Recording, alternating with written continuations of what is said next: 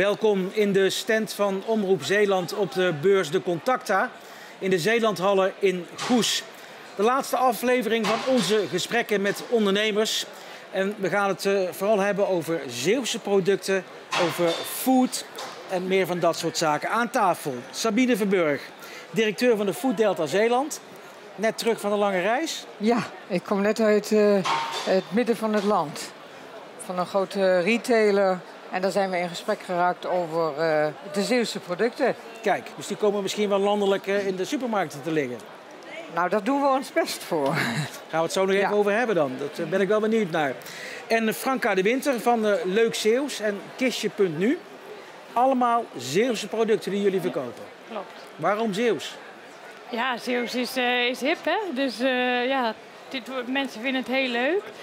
De Zeeuwen zelf zijn ook trots op hun provincie. Dus willen ze ook graag laten zien. En anderzijds natuurlijk ook de toerist die voor thuis ook eens een souvenirtje wil meenemen. En dan ook kiest voor iets wat er ook leuk uitziet, zeg maar.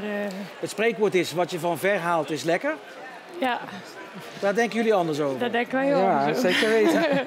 Ja. De Food Delta, even om uit te leggen, Food Delta Zeeland, dat is de sector die is in totaal goed voor zo'n 1,7 miljard euro aan productie.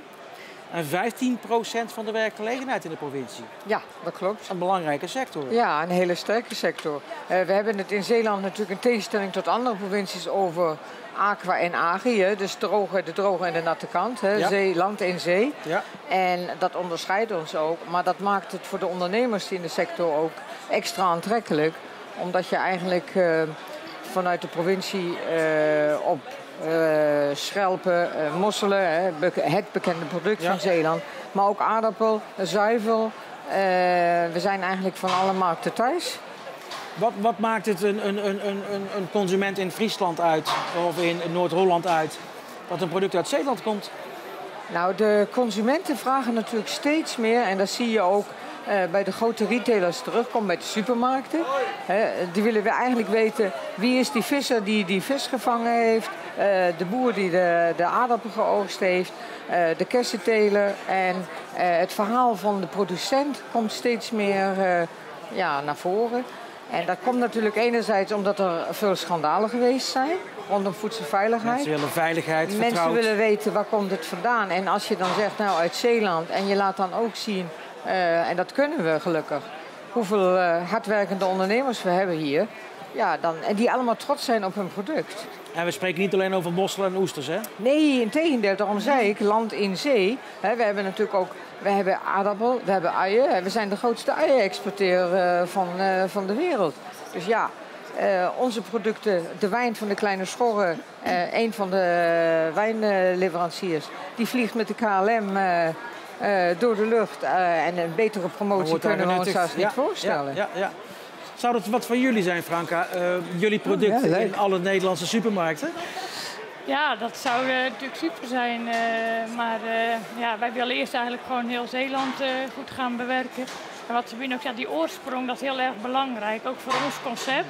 Zeg maar, wij werken met 8 verschillende sociale werkplaatsen die allemaal hun eigen specialisme hebben.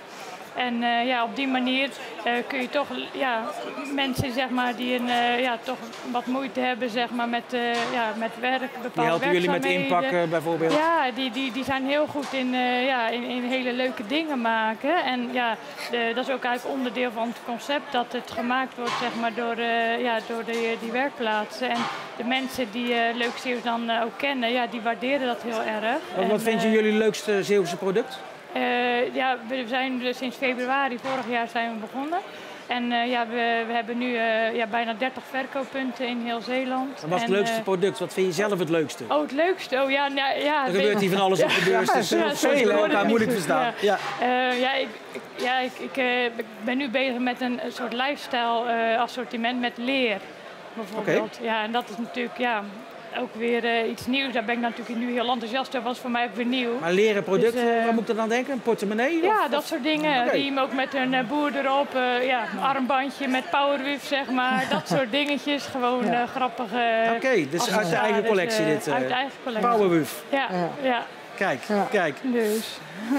Dat doen jullie anders, denk ik, hè? Met de agriproducenten in Zeeland. Die lopen niet met armbandjes met de power. Nee. Maar wat we natuurlijk wel willen doen is eigenlijk dat gemaakt in Zeeland of produced in Zeeland, dat vooral bekend wordt. En dat eigenlijk op de producten ook staat. Het komt uit Zeeland. En het mooie aan haar concept is natuurlijk ook het duurzame. En daar vraagt de consument ook steeds meer om. Dus niet alleen waar is het gemaakt, maar ook is het maatschappelijk verantwoord gemaakt. Ja. En is het niet in een fabriek gemaakt waar de arbeidsomstandigheden misschien wel helemaal niet zo goed zijn.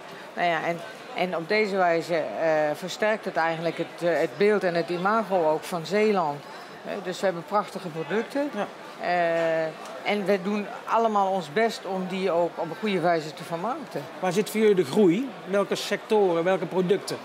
Komende jaren? Nou ja, je hebt natuurlijk de neiging om eigenlijk een beetje traditioneel te kijken. Ja, waar zijn we al goed in geweest? Ja. Aardappelen, uien, oesters, mosselen. En de kreeft niet te vergeten is natuurlijk ook zo'n product. Maar we zien natuurlijk ook dat er behoefte is aan nieuwe zaken. En dan is bijvoorbeeld het gebruik van Oosterscheldewater. Ja. Daar zijn we echt uniek op de wereld. Ja, daar wordt mee gekookt, hè? Ja, daar wordt mee gekookt. Daar wordt de kazen mee gepekeld, de vleeswaren mee gepekeld. Er zijn er zelfs nu soepen mee, stampotten, brood wordt er mee gebakken. Ja. Nou ja, dat is natuurlijk fantastisch. Kopen jullie dat ook trouwens, dat Oosterscheldewaterwater? Nee. Misschien wel nog wel leuk om daar iets mee te doen, hè? En het flesje en dan... ik doe het flesje in het kistje. Dan zou je eens moeten kijken waarom. Waar zit voor jullie de groei in? Noem eens wat dingen waarvan je denkt, dat wordt een topper, dat gaat het worden. Daar overval je een beetje. Eigenlijk de groei zit... het is natuurlijk nog redelijk nieuw. Dus eigenlijk zit op een product van 1,95. Ja, dat vinden mensen ook nog steeds leuk. Ja. En ik heb dan ook bijvoorbeeld dekbedden. Ja, dat is dan weer een duurder product, maar dat is ook weer een andere doelgroep. Maar eigenlijk overal zit overal groei in. Wie slaapt er nou onder zo'n Zeeuws dekbed? Ja, alle Zeeuwen, hè? Ja, dat zou wel moeten, toch? Bijna allemaal. Daar zijn we trots op. Zijn er ook Duitsers die eronder slapen inmiddels? Heel veel, heel veel, ja. Zeker. Okay. Ja. Dus dat loopt goed? Ja, dat gaat heel goed, ja. Duitsers onder een Zeeuws dekbed? Nou, met een mandje aardappelen en uien. En de kersen, Zeeuwse kersen zijn natuurlijk ook fantastisch. En wat ik zei, we hebben zelfs een koffiebrander, die Zeeuwse branding, zijn koffie. En die eigenlijk een koffie heeft proberen te ontwikkelen die past bij die Zeeuwse zaligheden. Dus je ziet dat eigenlijk de ondernemers die zijn zo creatief. Ja. Die willen dat concept steeds verder uitbreiden. Ja. En wat wij willen stimuleren is eigenlijk die keten. Hè? Van producent tot consument. Ja. Dat die keten met elkaar samenwerkt. En dat alle ondernemers ook hun centen daarmee kunnen verdienen. Want daar gaat het uiteindelijk natuurlijk wel om. Hè? Even een gewetensvraag. Hè? U staat voor het schap in de supermarkt. Heel veel aardappelen. Welke wordt het? Natuurlijk de Zeeuwse, Weet u welke het zijn dan? Ja, ik weet welke het zijn. Ja. Wat zijn de echte Zeeuwse rassen? We hebben nu natuurlijk 2 nieuwe rassen. Of tenminste, het zijn oude rassen, maar een gedeelte ligt al in de schappen. De andere die komen binnenkort. Dat is de Rode Pipo. En dat is de Rode Pipo, ja. Dat is een aardappelras wat vroeger op Noord-Beveland kwam. En die komt nu, als het goed is, binnenkort weer in de schappen. En we hebben daarnaast de Koopmansblauwe. Dat is ook een aardappelras, ook uit Noord-Beveland. En die ligt al bij een van de grotere retailers in het schap. Ik denk dat de Rode Pieper wel ondersteund kan worden door leuk Zeeuws. Ja, dat past er wel bij. Ja, wie weet. Katerspek of Zeeuwspek? Ja, Zeeuwspek natuurlijk. Ja? Zeker. Zeeuwse aardappelen, geen andere? Geen andere. Die komen het huis niet in? Die komen het huis niet in. Oké. Ik kan het niet controleren, maar ik geloof maar kijken. Ja, precies. Hartstikke leuk om met jullie te praten. Sabine Verburg, directeur van Food Delta Zeeland. En Franka de Winter van Leuk Zeeuws en Kistje.nu. Dank jullie wel voor de komst. Dit was de laatste aflevering van onze gesprekken met ondernemers vanaf de Contacta. Die zo'n beetje aan het aflopen is. Om 10 uur gaan de deuren dicht. Wij kwamen tot u vanuit de stand van Omroep Zeeland. En we zeggen dank u wel en graag tot een andere keer.